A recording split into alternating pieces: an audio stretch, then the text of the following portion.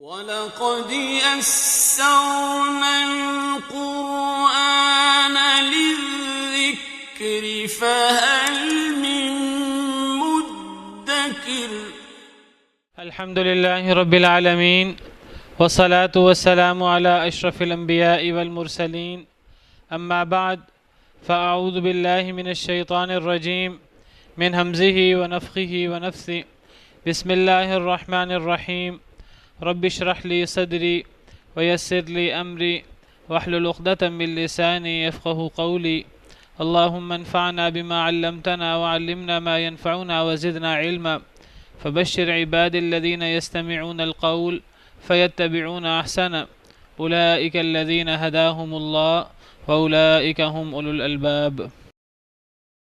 ألم تر أن الله أنزل من السماء ماء فسلكه ينابيع في الأرض ثم يخرج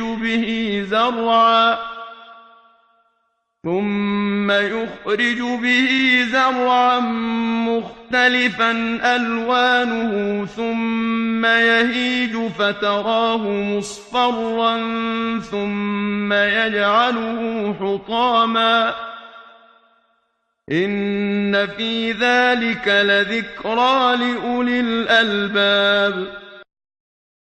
أفمن شرح الله صدره للإسلام فهو على نور من ربه فويل للقاسية قلوبهم من ذكر الله أولئك في ضلال مبين. الله نزل أحسن الحديث كتابا متشابها مثانية تقشعر منه جلود الذين يخشون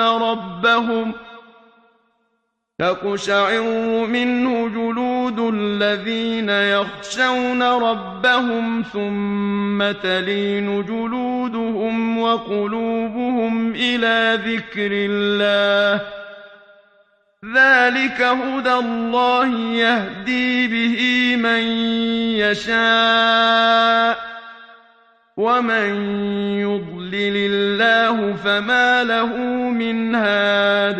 أعوذ بالله من الشيطان الرجيم بسم الله الرحمن الرحيم ألم تر أن الله أنزل من السماء ماء فسلكه ينابيع في الأرض.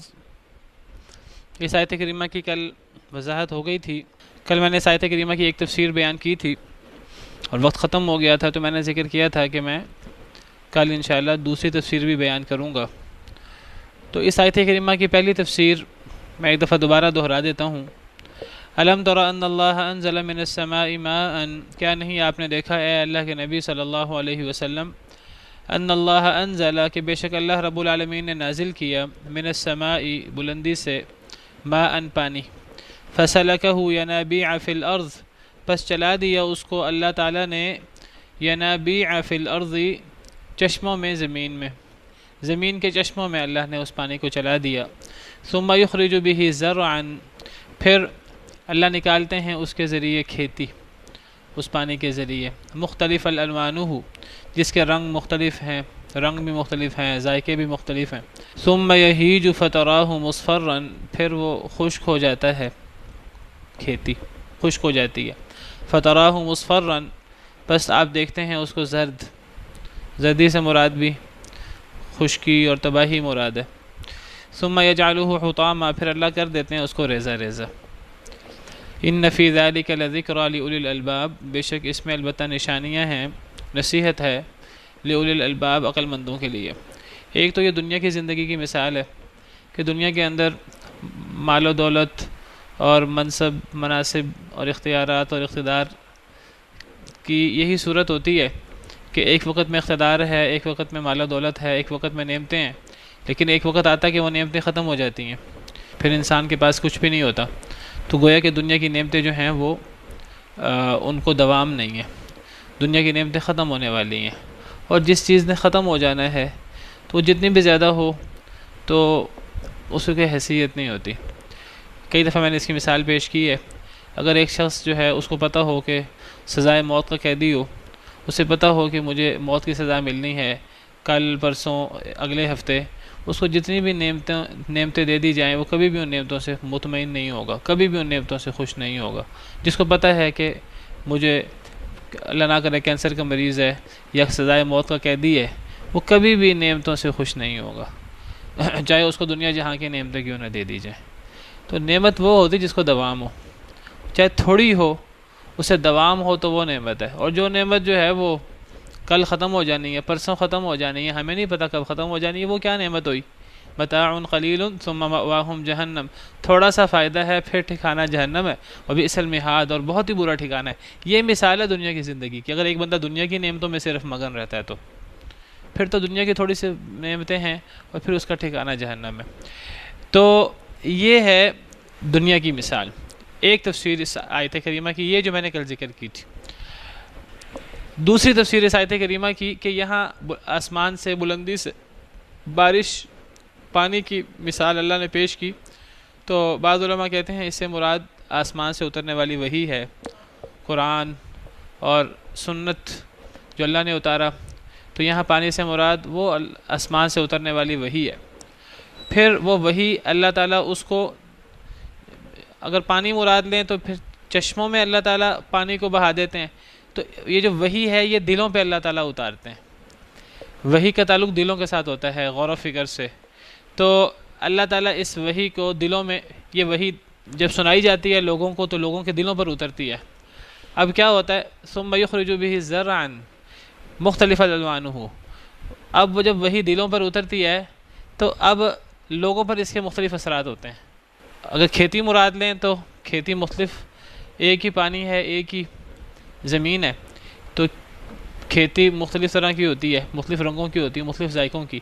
اگر یہاں وحی مراد لیں اور دل مراد لیں تو اس وحی کے دلوں پر مختلف اثرات ہوتے ہیں. وحی ایک ہی وحی ایک قلب سلیم والے شخص کے لیے اس کی اثر انگیزی بالکل ایک اور طرح کی ہوتی ہے، اور دوسرا شخص جو اللہ سے دور ہے، اللہ سے غافل ہے، وہی آیت اس کو سنائی جاتی ہے، بعض دفعہ وہ اس آیت کا مذاق اڑانا شروع کر دیتا ہے. ایک ہی آیت کریمہ ایک شخص سنتا ہے تو اس کو علم و عرفان کی منزلیں اس کو حاصل ہوتی ہیں، اور دوسرا بندہ اس آیت کو سنتا ہے تو اس کو اس آیت کی سمجھ نہیں آتی، وہ اس آیت کو جھٹلانا شروع کر دیتا ہے، وہ اس آیت کا مذاق اڑانا شروع کر دیتا ہے. ایک ہی مثال اللہ نے پیش کی قرآن کریم میں مچھر کی. تو کافر کہنے لگے کہ تم کہتے ہو کہ جی اللہ اتنی عظمت والا ہے اور اتنا عظیم ہے اور اتنی بڑی بڑی مخلوقات کا وہ خالق ہے، تو اللہ کو مچھر کی مثال ہی ملی تھی بیان کرنے کے لیے. کافروں نے مذاق بنا دیا. ان اللہ نے قرآن کی آیتیں اتار دی. ان اللہ لا یستحیی ان یضرب مثلا ما بعوضۃ فما فوقها. اللہ کو کوئی حیا، کوئی شرم محسوس اس بات سے نہیں ہوتی کہ اللہ مچھر کی مثال بیان کریں یا مچھر سے بھی کوئی اونچی چیز کی مثال پیش کریں، یعنی چھوٹا ہونے میں. اللہ مچھر کی بات کریں یا مچھر سے بھی چھوٹی چیز کی مثال پیش کریں، اللہ کو اس سے کوئی شرم محسوس نہیں ہوتی. یہ اللہ کی بہت بڑی قدرت ہے، اللہ چھوٹی سے چھوٹی چیز کی مثال پیش کریں. فَأَمَّا الَّذِينَ آمَنُوا فَيَعْلَمُونَ أَنَّهُ الْحَقُّ مِن رَّبِّهِمْ. جو ایمان والے ہیں وہ تو کہتے ہیں یہ حق ہے اور یہ ان کے رب کی طرف سے ہے. ان کا ایمان تو جب مچھر کی مثال سنتے ہیں ان کا ایمان مضبوط ہوتا ہے کہ جو سارے نظام بڑی بڑی مخلوقات میں ہیں اور انسان کے اندر ہیں اور دیگر مخلوقات کے اندر ہیں، اتنے سارے اللہ نے سسٹم بنائے ہیں، نظام بنائے ہیں، دل ہے، دماغ ہے، رگیں ہیں، یہ نظام ہے، نظام تنفس ہے، کھانا پینا نکالنا، اور یہ سب چیزیں یہ چھوٹی سے چھوٹی مخلوق میں بھی ہیں، یہ چونٹی میں بھی ہیں، یہ مچھر میں بھی ہیں، اور اتنی چھوٹی مخلوق میں یہ سب چیزیں موجود ہیں. کہا جاتا ہے، اللہ کو پتہ ہے، کہ کہتے ہیں مچھر کے 3 دل ہوتے ہیں. کہتے ہیں آنکھیں شاید اس کی 100 آنکھیں ہوتی ہیں. کتنا چھوٹا مچھر ہے. اور پھر جب وہ خون پیتا ہے تو وہ خون جو ہے وہ موٹا ہوتا ہے، تو وہ اس کے اندر ایسا اللہ نے کیمیائی سسٹم لگایا ہوا ہے کہ وہ خون پتلا ہو کے اس کے اندر جاتا ہے. اللہ کو پتہ ہے اس کے اندر کیا کیا سسٹم ہے. یہ تو اللہ نے ہمیں حکم دیا ہے کہ ہم غور کریں کائنات کے اندر اور اللہ کی مخلوقات میں، اور ان چیزوں میں غور کریں اور تحقیقات کریں. تو یہ مچھر کی مثال جو اللہ نے دی ہے، جن کو ایمان ہے اللہ پر، تو وہ غور کرے گا کہ یہاں مچھر کی مثال پیش کرنے کی، مکڑی کی مثال پیش کرنے کی، چونٹی کی مثال پیش کرنے سے اللہ کی کیا حکمتیں ہیں. وہ اللہ کی عظمتوں سے اس کو مزید معرفت حاصل ہوگی جو مومن ہوگا. لیکن جو بدبخت ہے وہ کیا کہتا ہے؟ اللہ قرآن میں فرماتے ہیں فَأَمَّا الَّذِينَ آمَنُوا فَيَعْلَمُونَ أَنَّهُ الْحَقُّ مِنْ رَبِّهِمْ. ایمان والے تو جانتے ہیں کہ یہ اللہ کی طرف سے ہے، یہ حق ہے، اس کے پیچھے بڑا مقصد ہے. وَأَمَّا الَّذِينَ كَفَرُوا فَيَقُولُونَ مَاذَا أَرَادَ اللَّهُ بِهَذَا مَثَلًا. کافر لوگ کہتے ہیں کہ اللہ نے اس مثال سے کیا ارادہ کیا، کہ اللہ کو یہ مثال پیش کرنے کی کیا ضرورت تھی. اللہ فرماتے ہیں يُضِلُّ بِهِ كَثِيرًا وَيَهْدِي بِهِ كَثِيرًا. اللہ اس قرآن کے ذریعے، اس مثال کے ذریعے، ایک ہی مثال سے یا ایک ہی قرآن کی آیت سے بہت لوگوں کو گمراہ کر دیتے ہیں، بہت سے لوگوں کو ہدایت دے دیتے ہیں. تو یہ مطلب ہے مختلفاً الوانہ، دوسری تفسیر کے مطابق، کہ یہ آسمان سے پانی اترنے کی مثال سے مراد آسمان سے اترنے والی وحی ہے. جب وہ وحی دلوں پر اترتی ہے اور جب وہ سنائی جاتی ہے لوگوں کو، تو لوگوں کے مختلف کیفیات ہوتی ہیں. کئی لوگ تو ایسے ہیں کہ قرآن کا ایسا اثر ہوتا ہے کہ ان کا ایمان مضبوط سے مضبوط تر ہو جاتا ہے قرآن کی آیتیں سن کر، اور کچھ ایسے ہیں کہ وہ قرآن کی آیتیں سن کر ان پہ اثر ہی کوئی نہیں ہوتا، اور ان کی جو مخالفت ہے وہ مزید نفرت مزید بڑھ جاتی ہے. تو مختلف اثرات ہوتے ہیں. اور دیکھیے مسلمانوں کے اندر بھی مختلف اثرات ہیں. کئی ایسے لوگ ہیں وہ قرآن سنائی جاؤ تو جو ہی نہیں کرتے، پھر بھی غافل رہتے ہیں. کئی ایسے لوگ ہیں کہ قرآن کی کوئی آیت سنتے ہیں، اثر ہوتا ہے، آنکھوں سے آنسو جاری ہو جاتے ہیں، دل نرم ہو جاتا ہے، اللہ کے قریب ہو جاتے ہیں. مختلف کیفیات ہوتی ہیں. تو کچھ ایسے ہیں کہ اثر انداز ہوتے ہیں، اور کچھ ایسے ہیں کہ خشکی اور ان پر کوئی اثر نہیں ہوتا. ان فی ذلک لذکری لاولی الالباب. بے شک اس میں نصیحت ہے عقل مند لوگوں کے لیے. تو عقل مند لوگوں کو جو ہے وہ قرآن کریم سے نصیحت لینی چاہیے. دونوں تفسیریں صحیح ہو سکتی ہیں. پہلی تفسیر یہ دنیا کی مثال ہے، اور دوسری تفسیر کے مطابق یہ آسمان سے اترنے والی وحی کی مثال ہے، اور اس وحی کے مختلف اثرات جو انسان پر ہوتے ہیں. افمن شرح اللہ صدرہ للاسلام فہو علی نور من ربی. کیا پس وہ شخص کہ کھول دیا اللہ نے اس کا سینہ اسلام کے لیے، فہو علی نور من ربی، پس وہ نور پر ہے اپنے رب کی طرف سے. اللہ تعالیٰ سوال کر رہے ہیں افمن، کیا پس وہ شخص کہ اللہ نے اس کا سینہ کھول دیا اسلام کے لیے.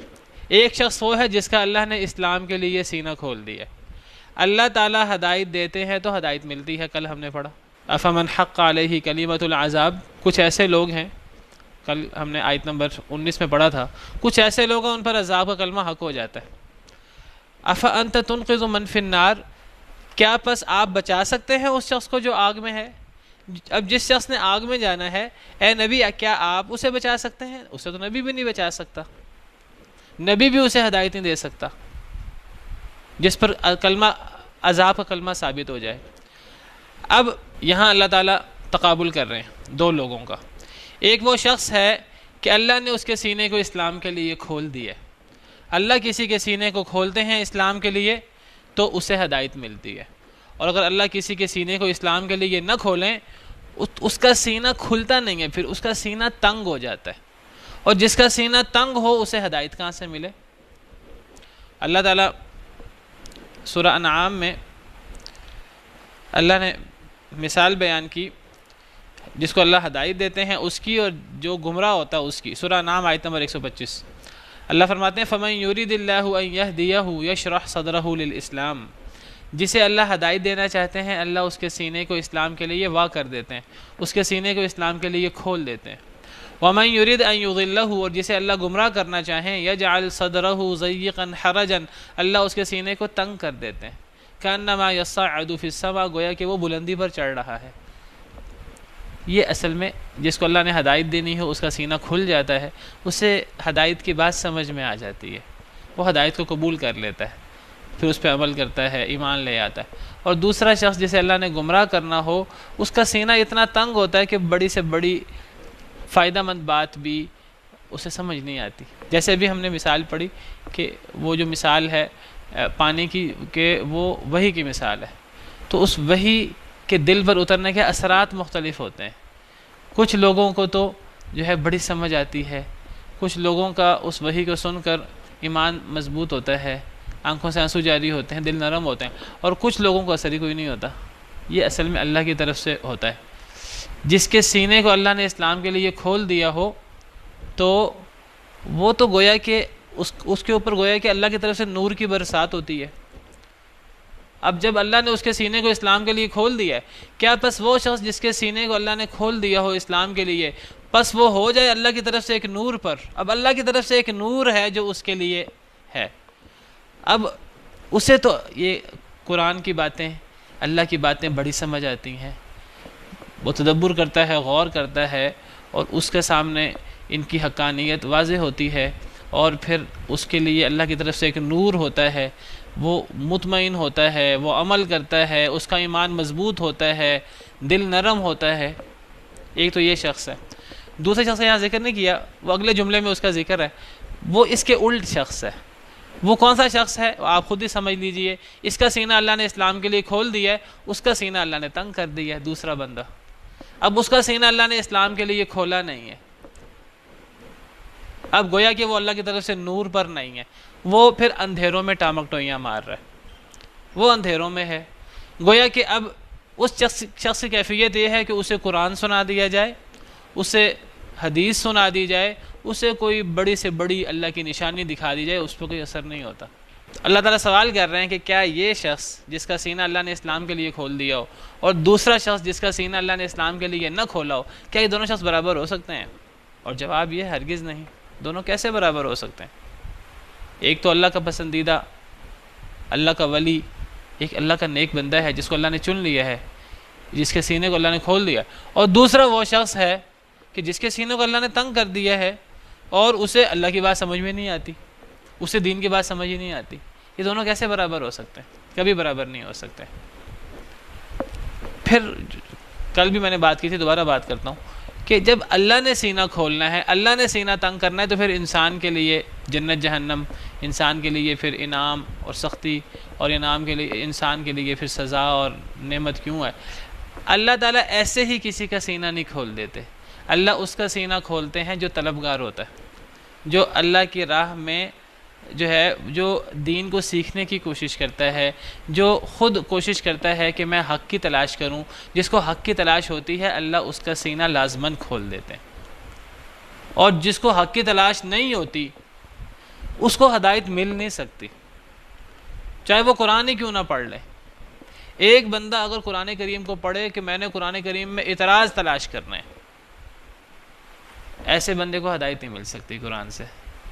قرآن سے ہدایت اسے ملے گی جو قرآن کو ہدایت کے لیے پڑھے گا. ممکن ہے اسے جب قرآن پڑھے اسے یقین نہ ہو، لیکن اگر ایک بندہ یہ کہنا کہ میں قرآن کو پڑھتا ہوں، اگر اس میں حق ہوا تو میں مان لوں گا، ایسے بندے کو ہدایت مل جاتی ہے. لیکن جو بندہ قرآن پڑھے، جو بندہ اللہ کی بڑی سے بڑی نشانی دیکھے، لیکن اس کے دل میں یہ ہو ہی نہ میں نے ماننا ہے، وہ اللہ کی بڑی سے بڑی نشانی بھی دیکھ لے گا، وہ ایمان نہیں لائے گا. کیا خیال ہے آپ کا کہ کیا کفار مکہ نے بڑی بڑی نشانیاں نہیں دیکھی تھیں؟ نبی صلی اللہ علیہ وسلم کے بڑے سے بڑے معجزے ان کے سامنے نہیں تھے؟ چاند ان کے سامنے 2 ٹکڑے نہیں ہوا تھا؟ نبی کریم صلی اللہ علیہ وسلم کی مبارک صورت ان کے سامنے نہیں تھی، جن کے بارے میں سیدنا عبداللہ بن سلام نے کہا تھا یہ کسی جھوٹے شخص کا چہرہ نہیں ہو سکتا؟ وہ تو نبی کریم صلی اللہ علیہ وسلم کا مبارک چہرہ تھا. کیا نبی کریم صلی اللہ علیہ وسلم جو ہے مجسم ان کے سامنے نہیں تھے کفار مکہ کے سامنے؟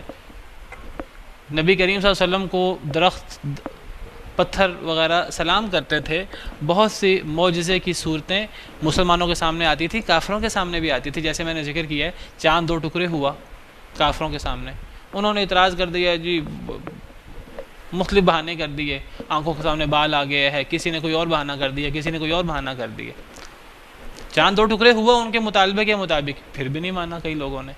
جس نے نہ ماننا ہو بڑی سے بڑی نشانی، قرآن سے بڑھ کر نشانی کیا ہو سکتی ہے؟ قرآن سنتے تھے کافر مشرکین مکہ، پھر بھی ایمان نہیں لاتے تھے، بلکہ قرآن ان کے کفر کو مزید مضبوط کر دیتا تھا. وَإِذَا قِيلَ لَهُمُ اسْجُدُوا لِلرَّحْمَنِ، جب ان سے کہا جاتا کہ رحمان کو، اللہ کو سجدہ کرو، قالوا وما الرحمن، وہ کہتے تھے رحمان کون ہے، ہمیں تو پتہ ہی نہیں، أَنَسْجُدُ لِمَا تَأْمُرُونَ وَزَادَهُمْ نُفُورًا، کیا جو آپ ہمیں حکم دیتے ہیں ہم اس کو سجدہ کریں؟ اور یہ بات ان کی نفرت کو بڑھا دیتی تھی۔ جب نبی صلی اللہ علیہ وسلم انہیں قرآن کی آیتیں سناتے، یہ آیتیں ان کی نفرت کو بڑھا دیتی تھی کافروں کی، کیونکہ وہ اصل میں ان آیتوں سے نصیحت حاصل کرنا چاہتے نہیں تھے۔ تو جو نصیحت حاصل کرنا چاہے اللہ اس کے سینے کو کھول دیتے ہیں، جو حاصل نہ کرنا چاہے اس کا سینہ پھر نہیں کھلتا۔ وہی بات جو علامہ اقبال نے کہی تھی شکوہ جواب شکوہ میں، ہم تو مائل بکرم ہیں، کوئی سائل ہی نہیں، راہ دکھلائیں کسے، کوئی راہ و منزل ہی نہیں۔ کوئی اگر منزل کی تلاش میں ہوگا تو اسے راہ دکھلائی جائے گی اور اسے فائدہ ہوگا۔ ایک بندہ چاہتا ہی نہیں کہ میری آخرت بہتر ہو، میری دنیا بہتر ہو، تو اسے ہدایت ملے کیسے؟ تو یہ بات یاد رکھیے کہ اللہ اس کو ہدایت دیتے ہیں جو ہدایت کا طالب ہو، اور جو ہدایت کا طلبگار نہ ہو اسے ہدایت نہیں ملتی۔ اور جو ہدایت کا طالب ہو، یہ بھی بات یاد رکھیے، جو ہدایت کا طالب ہو اور وہ اس کے لیے کوشش کرے خلوص کے ساتھ، اسے لازماً ہدایت ملتی ہے۔ ایک ہے ہدایت آخرت، ایک ہے دنیا۔ دنیا کے طالب کو لازمی نہیں دنیا ملے، لیکن آخرت کے طالب کو، ہدایت کے طالب کو اگر وہ خلوص کے ساتھ کوشش کرے اسے لازماً ہدایت ملتی ہے۔ قرآن کریم کی آیت ہے، سورہ بنی اسرائیل کی آیتیں ہیں، انشاءاللہ کسی وقت پھر اس کی مزید وضاحت کروں گا۔ تو یہ جو اس قسم کی آیتیں قرآن کریم میں جگہ جگہ آتی ہیں کہ اللہ جس کو چاہتے ہیں ہدایت دیتے ہیں، جس کو چاہتے ہیں گمراہ کر دیتے ہیں، کبھی ہمارے ذہن میں یہ اشکال نہ آئے کہ بھئی اگر اللہ نے ہی گمراہ کرنا ہے، اللہ نے ہی ہدایت دینی ہے، پھر ہمارا تو اختیار نہ ہوا۔ نہیں، ایسی بات نہیں ہے۔ یہ بات ٹھیک ہے، اللہ ہدایت دیتے ہیں، اللہ گمراہ کرتے ہیں، لیکن اللہ کا ہدایت دینا، اللہ کا گمراہ کرنا، یہ جو ہم نے اختیار کیا ہوتا ہے یہ اس کے مطابق ہوتا ہے۔ اگر ہم راہ حق کو تلاش کرنا چاہیں، ہم حق کو تلاش کرنا چاہیں، اللہ کی طرف سے آسانی ہو جاتی ہے، اللہ ہمارے سینے کو کھول دیتے ہیں، اور وہ شخص اللہ کی طرف سے ایک نور، اس کے لیے ایک نور ہوتا ہے اللہ کی طرف سے، جس کے لیے اللہ کی طرف سے نور ہو تو اس کے لیے تو پھر ہدایت ہی ہدایت ہے۔ وَمَن لَّمْ يَجْعَلِ اللَّهُ لَهُ نُورًا فَمَا لَهُ مِن نُور، اور جس کے لیے اللہ نور نہ کریں، جس کے لیے اللہ روشنی نہ کریں، وہ تو اندھیروں میں رہے گا ہمیشہ۔ سورہ نور کی یہ آیت ہے کہ جس کو اللہ نور نہ دیں، روشنی نہ دیں، تو وہ تو کبھی بھی اندھیروں سے نہیں نکل سکتا۔ تو وہ کون شخص ہے جسے اللہ نور نہیں دیتے؟ جو نور کا متلاشی نہیں ہوتا، جو ہدایت کا متلاشی نہیں ہوتا۔ تو اس آیت کریمہ میں اصل میں بات ایک طرف کی ہو رہی ہے، لیکن یہ جو شروع میں حمزہ کی صورت میں سوال ہے نا، یہ سوال بتا رہا ہے کہ یہاں دو لوگوں کی بات ہے، دو لوگوں کا تقابل ہے، اور ان دو لوگوں کے تقابل، یعنی ایک اس کا تقابل ہے، ایک شخص ہے جس کا سینہ اللہ نے اسلام کے لیے کھول دیا ہو اور وہ اپنے رب کی طرف سے نور پر ہو، اور دوسرا وہ شخص جس کا سینہ اللہ نے بند کر دیا ہو اور وہ اندھیروں میں ٹمک ٹوئیاں مار رہا ہو۔ اب اللہ کا سوال ہے کہ کیا یہ شخص اور یہ شخص برابر ہو سکتے ہیں؟ دوسرے شخص کا ذکر نہیں ہے، لیکن وہ انڈرسٹوڈ ہے آیت کے انداز میں، یہ سوال ہے اور اس کا جواب بھی موجود نہیں ہے، اس کا جواب بھی وہ محذوف ہے، وہ ہے یہ دونوں شخص کبھی برابر نہیں ہو سکتے۔ اس آیت کریمہ کو بالکل اس طرح سمجھے جس طرح قرآن کریم کی دوسری آیت ہے، قرآن کی تفسیر قرآن کی آیتوں سے ہوتی ہے۔ اس آیت کریمہ کو سورہ انعام کی آیت نمبر 122 کی طرح سمجھیے۔ یہ سورہ انعام کی آیت نمبر 122 بھی بالکل یہی معنی میں ہے، اَوَمَنْ كَانَ مَيْتًا فَأَحْيَيْنَاهُ، کیا وہ شخص جو مردہ تھا۔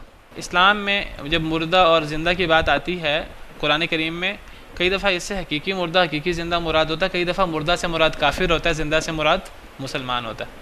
اب یہاں مردہ سے مراد کافر ہے۔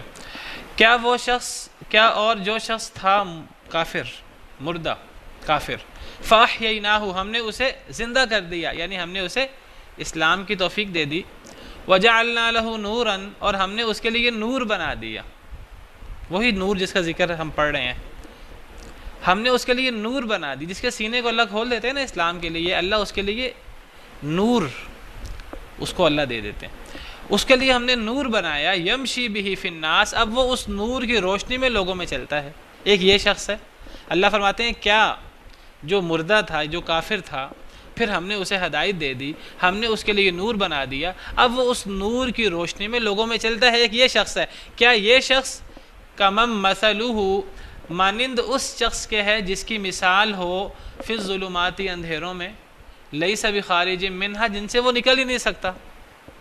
اب دیکھیے یہاں تقابل ہو گیا نا، ایک وہ ہے جو مردہ تھا، جو گمراہی پر تھا، ہدایت کا متلاشی تھا، اللہ نے اسے ہدایت دے دی، اللہ نے اسے نور دے دیا، اب وہ اس نور کی نورانی روشنی میں چلتا رہتا ہے۔ ایک یہ شخص ہے جو اللہ کی طرف سے ہدایت یافتہ ہے، اور دوسرا وہ شخص ہے جو اندھیروں میں ہے، جو اندھیروں سے نکل نہیں سکتا۔ اللہ سوال کرتے ہیں کیا یہ دونوں برابر ہو سکتے ہیں؟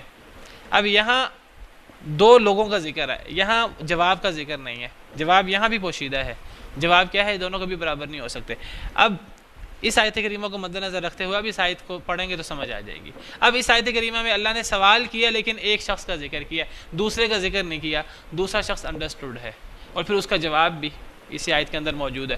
تو اب دوبارہ پڑھیں، کیا پس وہ شخص جس کا سینہ اللہ نے اسلام کے لیے کھول دیا ہو، پس وہ اپنے رب کی طرف سے نور پر ہو۔ بات مکمل ہو گئی ہے، لیکن یہ تو ایک شخص کی بات ہوئی ہے، اور شروع میں سوال ہے، کیا؟ گویا کہ تقابل ہے ایک شخص کا۔ اب یہاں دوسرا شخص کون ہے جو اس کے متضاد ہے؟ وہ شخص ہے جس کا سینہ اللہ نے اسلام کے لیے نہیں کھولا، وہ اندھیروں میں ٹامک ٹوئیاں مار رہا ہے۔ اب سوال یہ کیا یہ دونوں برابر ہو سکتے ہیں؟ جواب بھی نکال لیجئے، یہ دونوں کبھی برابر نہیں ہو سکتے۔ یہ ہے اس جملے کا مفہوم پورا، اور یہ اگلے جملے سے سمجھ بھی آتا ہے۔ اگلا جملہ پڑھیں، ساری بات سمجھ آ جائے گی۔ فویل للقاسیۃ قلوبہم من ذکر اللہ، بس ویل ہے، ہلاکت ہے۔ ویل کہتے ہیں تباہی کو، ہلاکت کو، یا بعض مفسرین کے مطابق یہ جہنم کی خطرناک وادی ہے۔ بس ویل ہے، ہلاکت ہے، للقاسیۃ ان لوگوں کے لیے کہ سخت ہو گئے، قاسیہ کہتے ہیں سخت ہو گئے، قلوبہم جن کے دل، من ذکر اللہ اللہ کے ذکر سے۔ اللہ فرماتے ہیں جن کے دل اللہ کے ذکر سے سخت ہو گئے، جو اللہ کے ذکر کو سن کر بھی ایمان نہیں لاتے، جن کے دل اللہ کے ذکر سے بھی موم نہیں ہوتے، جن کے دل سخت ہو گئے، ایسے لوگوں کے لیے تو تباہی ہی تباہی ہے۔ پتہ لگا کہ اس آیت کے شروع میں ایک شخص کی بات ہوئی ہے جس کا سینہ کھول دیا ہو، گویا کہ دوسرا شخص کی بات تقابل ہو رہا ہے، اور اللہ نے اگلے جملے میں دوسرے شخص کی اللہ نے مذمت کی ہے کہ جس کا سینہ، جس کا دل سخت ہے اس کے لیے ویل ہے۔ چلیں اذان کے بعد پڑھ لیتے ہیں۔ تو اس آیت کریمہ میں اللہ نے دو لوگوں کی بات کی ہے، ایک وہ جن کا سینہ اللہ نے اسلام کے لیے کھول دیا ہو اور وہ اللہ کی طرف سے نور پر ہوں، اور دوسرے وہ لوگ کہ جن کے دل اتنے سخت ہیں کہ اللہ کے ذکر ان کو سنایا جائے، وہی ان کو سنائی جائے تو ان کے دل سخت ہوتے ہیں، اللہ کے ذکر سے بھی وہی سے بھی ان کے دل موم نہیں ہوتے، نرم نہیں پڑتے۔ تو یہ دونوں لوگ کبھی برابر نہیں ہو سکتے۔ ایک تو وہ جن کا سینہ اللہ نے کھول دیا ہو، یہ تو اللہ نے ان کا سینہ کھول دیا ہے، ان کو ہدایت دے دی ہے، یہ نور پر ہیں، اور دوسرے وہ لوگ ہیں جن کے دل سخت ہو گئے ہیں اللہ کے ذکر سے، اور ایسے لوگوں کے لیے تباہی و بربادی ہے، ہلاکت ہے، جہنم کی خطرناک وادی ہے۔ اللہ فرماتے ہیں اولئک فی ضلال مبین، یہی لوگ ہیں جو دور کی گمراہی میں ہیں، جن کا دل اللہ کے ذکر سے سخت ہو گئے ہیں، جن کو ہدایت ہی نہیں ملتی۔ اللہ نزل احسن الحدیث، اللہ وہ ذات ہیں جنہوں نے نازل کیا بہترین بات کو، بہترین بات سے مراد قرآن کریم ہے۔ اللہ نے بہترین بات یعنی قرآن کو نازل کیا۔ کتاباً متشابہاً، کتاب ہے متشابہ، ملتی جلتی۔ مثانی، مثانی ایسی چیز کو کہتے ہیں جس کو بار بار دہرایا جائے۔ مثانی، مثانی اسنان سے ہے، اسنان کہتے ہیں دو کو، تو جس چیز کو دہرایا جائے، ایک دفعہ پہلے ذکر کیا جائے، دوبارہ ذکر کیا جائے۔ اللہ نے بہترین بات یعنی بہترین کتاب اتاری، قرآن۔ اس کتاب کی صفات کیا ہیں؟ کہ وہ ایک ملتی جلتی کتاب ہے جس کی آیتیں دہرائی جاتی ہیں۔ کیا مطلب ملتی جلتی کتاب ہے، آیتیں دہرائی جاتی ہیں؟ مطلب یہ ہے کہ قرآن کریم میں ملتی جلتی آیتیں، الفاظ میں بھی ملتی جلتی ہیں، اور معنی اور مفہوم اور موضوع میں بھی ملتی جلتی ہیں۔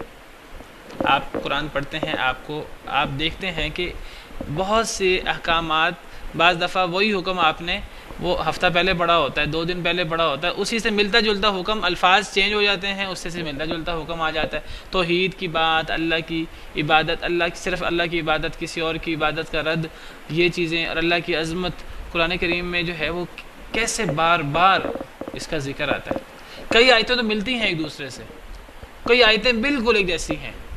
ویل یومئذ للمکذبین قرآن کریم میں ایک دفعہ نہیں، کئی مرتبہ ہے، آیت ایک مرتبہ نہیں ہے۔ اب یہ قرآن کریم میں 10 مرتبہ ہو یا 20 مرتبہ ہو، معنی تو سب کا ایک ہی ہے کہ جھٹلانے والوں کے لیے اس دن ہلاکت ہوگی، لیکن یہ بات قرآن کریم میں جگہ جگہ آتی ہے۔ سورہ رحمان کے اندر فَبِأَيِّ آلَاءِ رَبِّكُمَا تُكَذِّبَانِ 30 مرتبہ سے اوپر ہے۔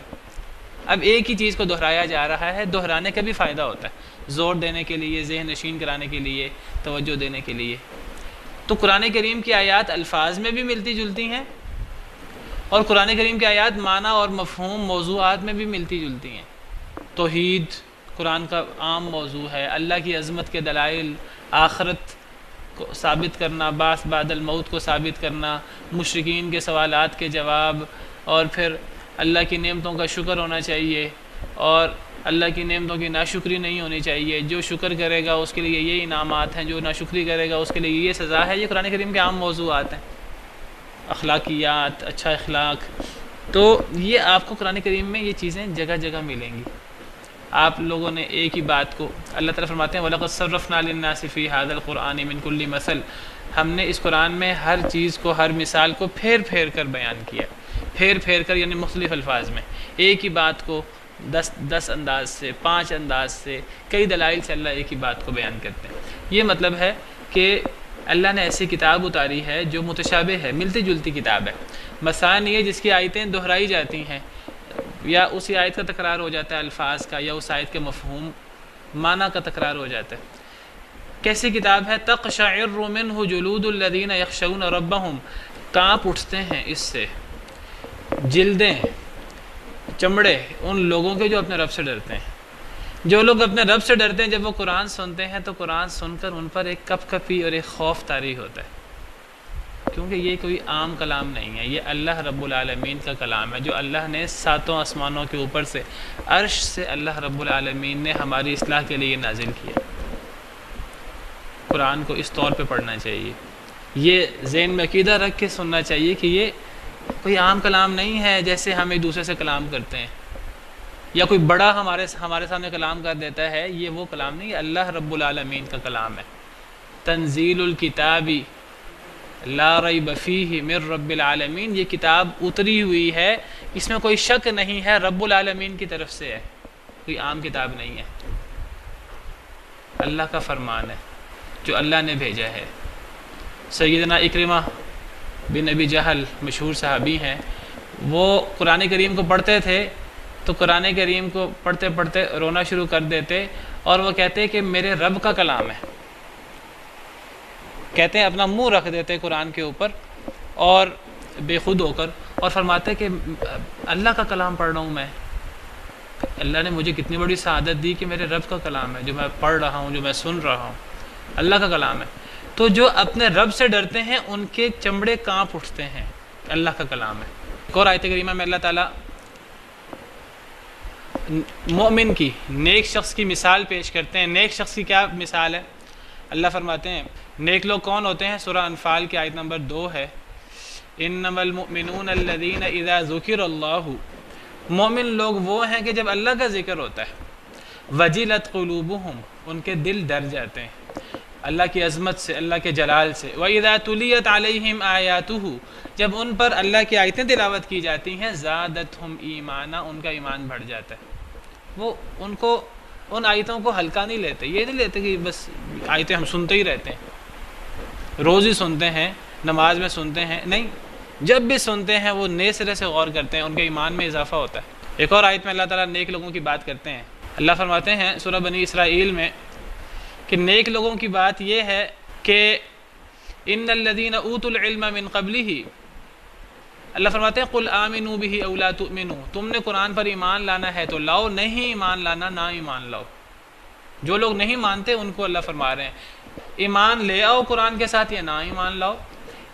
ان الذین اوتوا العلم من قبلہ، جن کو اللہ کی طرف سے علم دیا گیا، جن کو علم دیا گیا من قبلہ، اس سے پہلے، اذا یتلی علیہم، جب ان پر اللہ کی آیتیں پڑھی جاتی تھیں، یخرون للاذقان سجدا، تو وہ تھوڑیوں کے بل سجدے میں گر پڑتے تھے، وَيَقُولُونَ سُبْحَانَ رَبِّنَا، اور وہ کہتے تھے ہمارا رب پاک ہے، إِن كَانَ وَعْدُ رَبِّنَا لَمَفْعُولًا، بے شک ہمارے رب کا وعدہ پورا ہو کر رہے گا، وَيَخِرُّونَ لِلْأَذْقَانِ وہ گر پڑتے تھے تھوڑیوں کے بل، يَبْكُونَ روتے تھے، وَيَزِيدُهُمْ خُشُوعًا اور ان کے خشوع و خضوع میں اضافہ ہو جاتا تھا۔ یہ ہے مومن کی مثال، اہل علم کی مثال۔ اہل علم کے سامنے جب قرآن پڑھا جاتا ہے، اللہ کی آیتیں پڑھی جاتی ہیں، تو وہ اس کو عام نہیں لیتے، وہ اس سے اثر لیتے ہیں۔ ایک اور آیت کریمہ میں اللہ تعالیٰ نیک لوگوں کی مثال پیش کرتے ہیں، نبیوں کی۔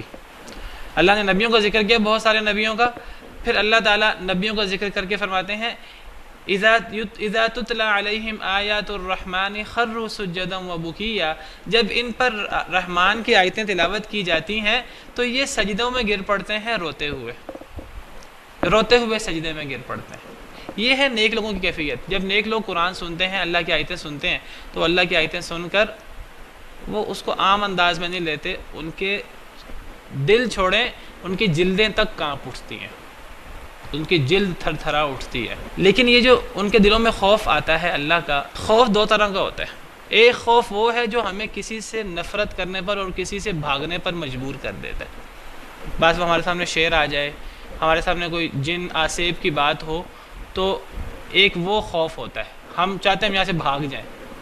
لیکن ایک وہ خوف یا ہیبت ہوتی ہے کہ اس میں انسان کا دل بھاگنے کو نہیں کرتا، وہ خوف میں انسان اپنے رب کے اور قریب ہو جاتا ہے۔ اللہ فرماتے ہیں کہ یہ کتاب کیسی کتاب ہے کہ یہ ملتی جلتی کتاب ہے، اور اس کی آیتیں بار بار دہرائی جاتی ہیں، اور اس سے جو لوگ اپنے رب سے ڈرتے ہیں ان کے چمڑے کانپ اٹھتے ہیں اس قرآن کو سن کر۔ ثم تلین جلودہم، پھر نرم ہو جاتے ہیں ان کے چمڑے، وقلوبہم اور ان کے دل، الی ذکر اللہ، اللہ کے ذکر کی طرف۔ یعنی ایک دفعہ تو قرآن کو سن کر ان کے چمڑے تک، دل، چمڑے، پورا جسم ان کا کانپ اٹھتا ہے، لیکن پھر یہ اللہ سے رسیں چھڑا کر بھاگتے نہیں ہیں، پھر ان کے چمڑے بھی اللہ سے قریب ہوتے ہیں، ان کے دل بھی اللہ کے ذکر کے قریب ہو جاتے ہیں۔ یہ ہے مومن کی مثال، اللہ سے ڈرنے والے کی مثال۔ اللہ سے ڈرنے والا جب قرآن سنتا ہے، جب عبادت کرتا ہے، وہ عبادت میں جب قرآن کی آیتیں پڑھتا ہے تو وہ اس کو عام انسان کے کلام کی طرح نہیں پڑھتا، وہ قرآن آیتیں پڑھ کر خوف زدہ ہوتا ہے، اللہ کے عذاب سے بھی ڈرتا ہے، اللہ کا خوف بھی اسے محسوس ہوتا ہے، اللہ کی حیبت محسوس ہوتی ہے۔ لیکن وہ اللہ کی حیبت ایسی نہیں ہوتی جس سے وہ ڈر جائے اور دور ہو جائے اللہ سے، وہ اس خوف کے بعد وہ اللہ کے قریب ہو جاتا ہے، مزید اس کے اندر سکون آ جاتا ہے، اطمینان آ جاتا ہے۔ یہ خوف ایسا ہے جو انسان کو مزید سکون اور اطمینان میں مبتلا کر دیتا ہے۔ الذین آمنوا وتطمئن قلوبہم بذکر اللہ، وہ لوگ جو ایمان لاتے ہیں اور ان کے دل اللہ کے ذکر سے مطمئن ہوتے ہیں، اللہ سے بھاگتے نہیں ہیں وہ۔ الا بذکر اللہ تطمئن القلوب، خبردار رہو اللہ کے ذکر سے ہی دل مطمئن ہوتے ہیں۔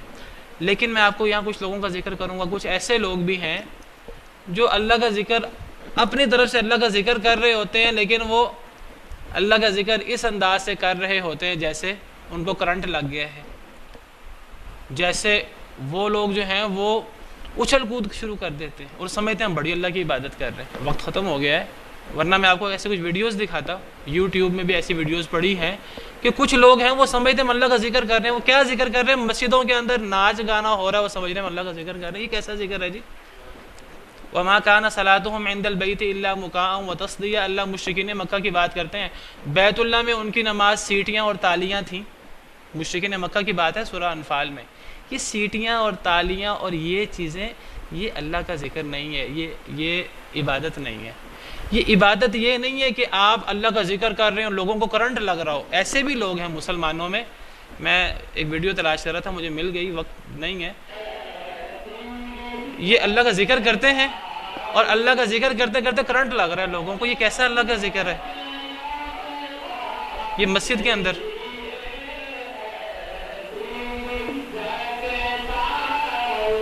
وقت نہیں ہے، میں آپ کو مزید دکھاتا۔ یہ کوئی ذکر ہے اللہ کا؟ مجھے آپ بتائیے کہ مسجد کے اندر لوگ سمجھیں کہ ہمیں اللہ کا ذکر کر رہے ہیں۔ یہ اللہ کا ذکر تو نہیں۔ اللہ کا ذکر کیا ہے؟ انسان قرآن پڑھتا ہے، قرآن سن کر خوف طاری ہوتا ہے، لیکن پھر خوف طاری ہو کر اللہ سے قریب ہو جاتا ہے وہ انسان، اس کے دل میں سکون آ جاتا ہے، اس کے جسم پرسکون ہو جاتا ہے۔ صحابہ کرام جب قرآن پڑھتے تھے یا قرآن سنتے تھے تو حدیث میں آتا ہے وہ ایسے ساکت بیٹھتے تھے جیسے ان کے سروں پر پرندے بیٹھے ہیں، حدیث کے الفاظ ہیں، اور پرندے اڑے نہ ہو، اس طرح کر کے وہ بیٹھے ہوتے تھے۔ یہ جو ہے اس طرح کر کے انسان جو ہے وہ کرنٹ لگے اور یہ چیزیں ذکر میں شامل نہیں ہیں۔ ذکر وہ ہے جو نبی صلی اللہ علیہ وسلم سے ثابت ہے، جو صحابہ کرام سے ثابت ہے۔